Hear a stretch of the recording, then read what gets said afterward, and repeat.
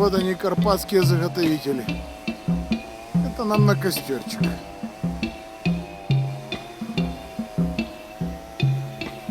Если кому интересно, Иссык-Куль вон там.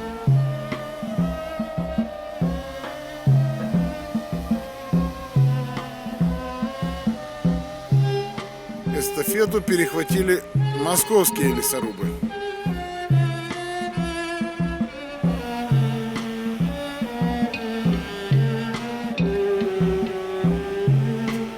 Дерево по-прежнему не сдается.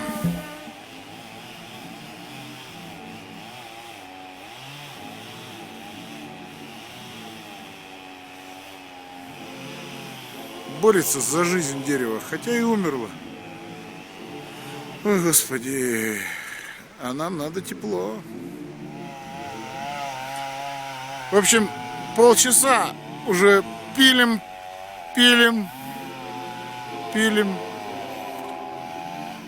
Нас вообще за дровами послали, но мы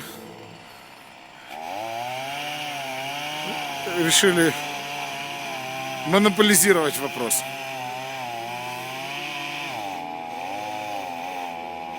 Или не монополизировать. Ну просто решить один раз. И теперь этот один раз мы уже, не рады, что взялись. Елка почему-то упорно не хочет падать.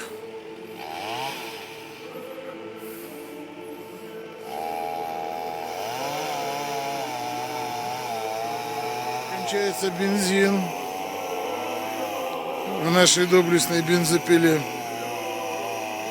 Уже кончается у меня терпение. Я уже даже не хочу костер.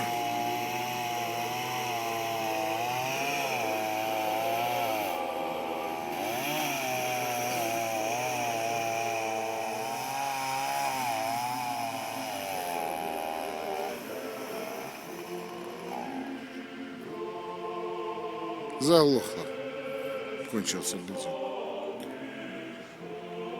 Ну, в общем, эпопея рубки дров на костер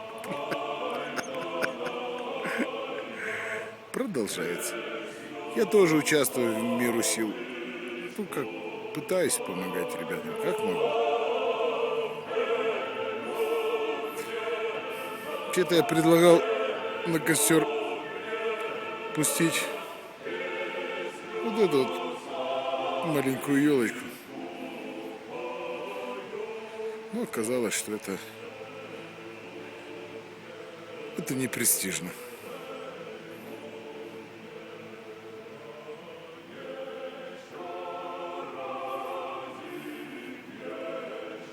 Ну, в общем, сейчас мы заправим бензопилу и продолжим. Думаю, что у нас все получится.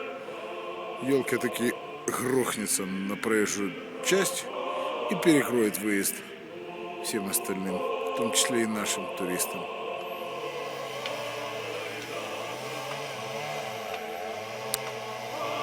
В общем, уже и топором начали рубить. Бензопила не справляется. Ну вот, собственно говоря, наступил процесс. Наступил момент, и елка таки задумала упасть. Она решила упасть на соседнюю елку и, к сожалению, мы не увидели эффектного падения.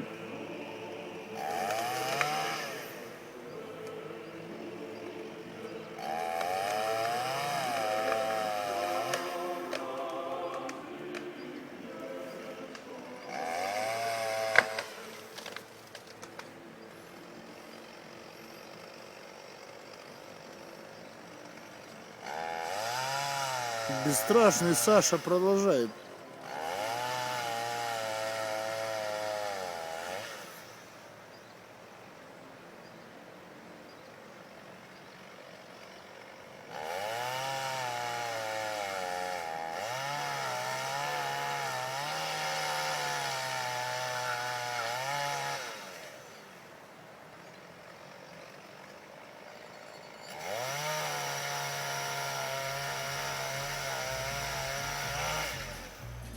Короче, эти московские и закарпатские варвары решили браконьерским способом свалить бедную елочку.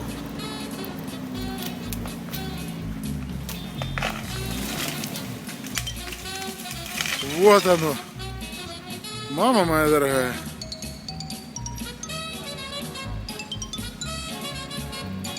А вот он и тот самый браконьер.